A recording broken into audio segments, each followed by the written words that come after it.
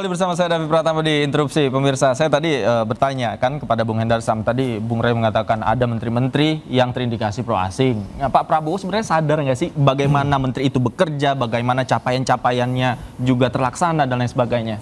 Ya, sepertinya ada salah persepsi tentang apa yang dikatakan frasa tentang anti asing segala macam itu. Filosofi dari Presiden Prabowo dan pemerintahan di ke depan ini adalah negara yang tidak berpihak kepada siapa-siapa, dia non-blok. Jadi dia dapat bekerja sama dengan siapa aja, ya kan? Apa yang dimaksud dia dengan dia tidak pro asing tidak seperti itu juga, ya kan? Bahwa makanya saya harus kasih buku Paradoks Indonesia kepada Bang Rey. Jadi Bang Rey bisa tahu bahwa seperti apa. Bahwa begini ya, Indonesia ini negara-negara luar itu, ya kan? Saya kasih tahu ya. Pada satu titik dan satu fase, dia akan lebih mementingkan kepentingan negaranya sendiri pada kepentingan negara kita. Jadi kita itu tidak boleh, ya kan? Tidak boleh terlalu naif dengan itu. Itu yang dia maksudkan, ya kan? Jadi kita contoh, dia ambil contoh pada saat kita pengen impor beras dari Thailand, ya kan? Thailand nggak mau kasih karena dia butuh untuk negara mereka, mengerti negara mereka. Mindset itu yang beliau pakai, bahwa kita harus berdikari. Berdiri di atas kaki sendiri. Karena apa? Negara lain itu nggak ini kok apa namanya itu sama kita. Dia cuma kepentingan saja. Tapi kita juga akan butuh negara itu di beberapa sektor tertentu, ya kan, di beberapa fase-fase tertentu, momen-momen tertentu. Nggak bisa juga kita hidup sendiri kan seperti itu. Jadi itu merupakan logical fallacy dan cara berpikir yang salah ya, terhadap pemerintahan. Bukannya kita anti asing semua nggak boleh kita kerjasama. Kita mengembargo diri kita sendiri kan seperti itu. Jadi ini bukan seperti itu kan. Nah, itu pikiran yang sudah dikembangkan oleh Pak Karno dari dahulu. Ya betul. Ini yang sedang dikembangkan. Ini sedang dikembangkan. Jadi sebetulnya Rey Rangkuti tolong dicabut tentang masalah anti asing, antek-antek asing itu. Ya, tapi saya punya bukti soal itu. Gitu tidak konsistennya pernyataan Presiden Prabowo dan kontradiksi satu sama lain. Satu poin itu oke, that's good point. Tetapi jangan lupa poin Pak Prabowo yang menuduh masyarakat sipil sebagai antek-antek asing, saya bisa jelaskan. Menerima dana asing. Presiden lupa hutang Indonesia dari asing semua. Gitu. Bahkan hutang di zaman Presiden Prabowo juga dari negara-negara asing. Jadi cara berpikir yang kontradiksi. Cara berpikir general seperti itu yang salah ini juga. tidak menjerahkan. Enggak seperti itu. Presiden menuding, tetapi cara berpikir salah. Hutang kita pada negara asing, ya kan, term and conditionnya jelas berbeda. Iya kan? Tidak boleh merugikan negara kita sendiri. Indonesia itu yang terpaksa harus membayar kekayaan kemudian distorkan. Sekarang nggak bisa seperti itu. Masyarakat sipil tidak bisa. Konsepnya kerjasama. Narasi seperti itu tidak bisa lagi dikatakan narasi presiden itu yang salah. Sekarang menjual kekayaan itu dari mana? Sekarang intinya Bung Hendar Sam, ya kan Anda katakan seperti itu. Intinya Bung Hendar Sam, kalau beliau mau ketat, pertanyaan saya, dari mana kerjasama di dalam pemerintahan Pak Prabowo dengan asing yang merugikan negara Indonesia? Iya makanya Bung Hendar Sam. Ya, kalau merugikan belum, tapi menguntungkan juga tidak itu ya. Mana parameternya? Sekarang mana parameternya? Mana keuntungannya dijanjikan Presiden? Anda sebutkan itu tadi. No. Ya belum boleh, tapi tidak Anda boleh satu-satu Bapak-bapak tapi jangan tuduh pemerintahan Pak Prabowo seperti itu. Satu-satu biar pemirsanya juga mengerti, Pak Prabowo mengkritik asing-asing ini kerjasama dengan lembaga donor. Sementara pemerintahannya sendiri kerjasama dengan lembaga donor. Itu harus dibedakan. Gitu loh kira-kira. Kalau dia mengajarkan anti asing kita, buktikan dong. Danantara ada orang asingnya. Tapi negara kan kerjasama, government to government. Itu salah nggak? Ya, negara itu sekarang masyarakat internasional bekerja sama dengan masyarakat Indonesia. G2G, sekarang pertanyaan saya, G2G boleh atau tidak? Ya boleh. Boleh kan? Asal menguntungkan negara kita, boleh atau tidak? Pertanyaan saya boleh atau tidak dulu? Boleh kan sekarang? Sekarang masalahnya. Saya kasih kesempatan Bang Didi deh. Bapak-bapak, biar pemirsanya ngerti. Bapak-bapak di stop dulu. Bapak-bapak, saya bisa jelaskan. Bapak-bapak di stop dulu.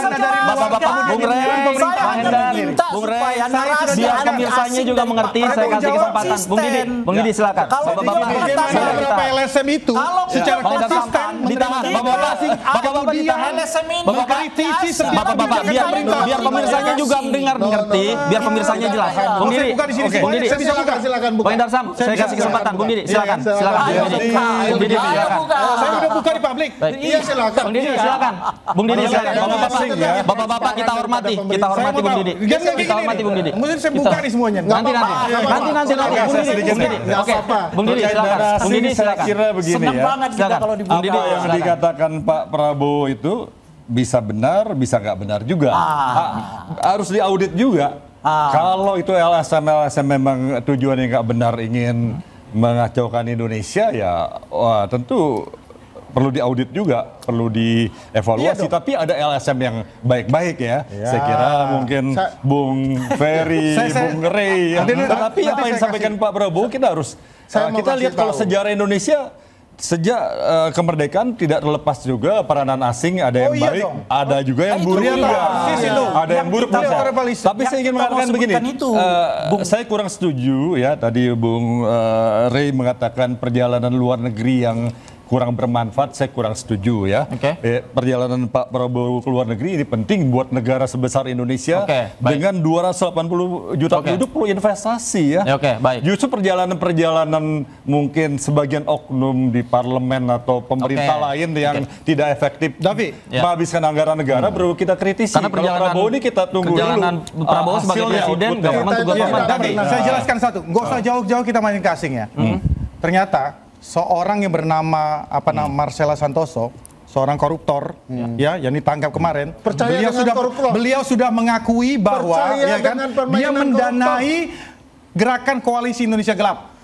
Itu hal yang simpel aja. Sekarang udah masa itu percaya dengan keterangan koruptor negara ini. Orang itu keterangan dia gimana? Kalau dalam konsep agama sudah batal wudunya. Masa kemudian saya mau kasih tahu ini karena orang-orang berkopiah ya. Di dalam konsep kita, dalam hukum tata negara Islam saja, masalahnya, kalau sudah 3 kali memberikan peringatan, Anda terpojok dengan itu atau tidak? Enggak, saya merasa tidak terpojok. Ngapain percaya dengan koruptor? Sekarang pertanyaan saya, TNI menyuarakan ini bekerja sama dengan informasi dari koruptor untuk menekan kemerdekaan publik menyampaikan hal itu lagi yang salah. Padahal ini fakta hukum. Padahal TNI bermain di perusahaan asing. Fakta hukum pengakuan dari seorang tersangka yang menyatakan ini akan dibongkar. Nanti lihat aja di persidangan. Akan dibongkar semuanya. Kelihatan siapa. Jangan-jangan ke teman-teman beliau juga. Ini kan begini. Jangan. Ini harus dijawab. Ini harus dijawab. Negara sedang bermain dengan koruptor. Padahal kejahatannya di bidang yang lain, informasi disebarkan tidak bisa dipercaya. Harus dilihat. Orang yang kemudian kepercayaan hukum tidak ada kepadanya. Ketika pemerintah sedang melakukan penegakan hukum, ya kan, untuk memberantas koruptor, kemudian timbullah koalisi Indonesia Gelap.